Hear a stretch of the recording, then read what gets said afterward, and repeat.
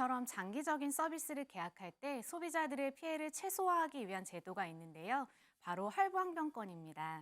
할부항변권이란 할부 거래에 관한 법률에 따라 결제하는 당시에 했던 계약을 이행하지 않았을 때 잔여 할부금에 대한 납부를 거절할 수 있는 소비자의 권리를 뜻합니다. 한마디로 헬스장을 다니다가 어떠한 이유로 서비스가 축소되거나 받지 못했을 때 남은 할부금이 내지 않을 수 있는 거죠. 그런데 어쨌든 이 할부 항변권을 이용하려면 결제할 당시에 신용카드로 할부를 해야 한다는 건데 사실 여건상 그러지 못할 경우도 있잖아요. 그럴 땐 좀 다른 방법으로 피해를 예방할 수 있을까요? 네, 그 할부 사용이 어려울 때는 비정상적인 할인 금액이 들어간 장기 이용권을 의심을 한번 해보시고요.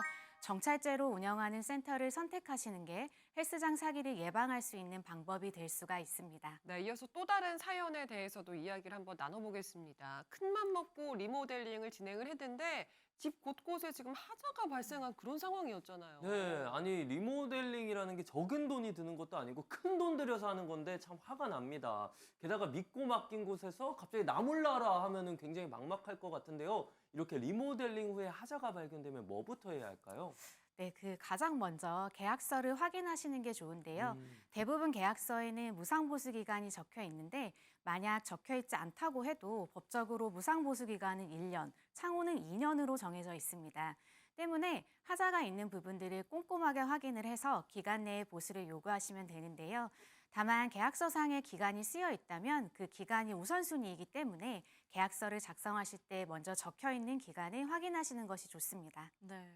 계약서 기간을 확인하라고 하셨는데 그런데 만약에 아까 화면에 나온 것처럼 우리 탓이 아니라고 우기게 되면 이게 민사소송까지 가야 된다는 게 조금 부담이 되거든요. 그런 걸 미리 방지할 수 있는 방법은 없을까요? 네, 그것도 물론 있습니다.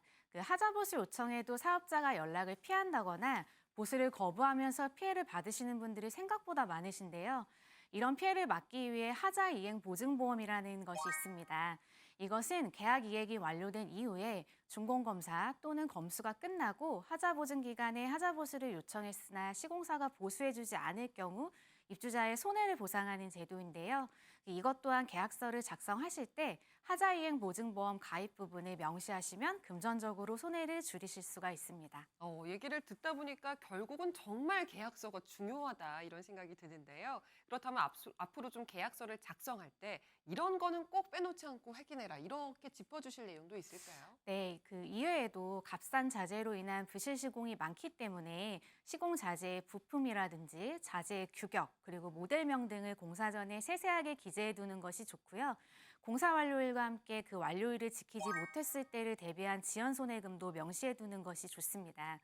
그리고 또 한 가지 드리고 싶은 팁은 시공사, 인테리어 업체를 선택하기 전에 건설산업 지식정보 시스템 홈페이지에 가셔서 해당 업체가 전문 건설업으로 등록되어 있는지 여부를 확인하시고 진행하시면 사전에 피해를 줄이시는 데 도움이 될 수가 있습니다.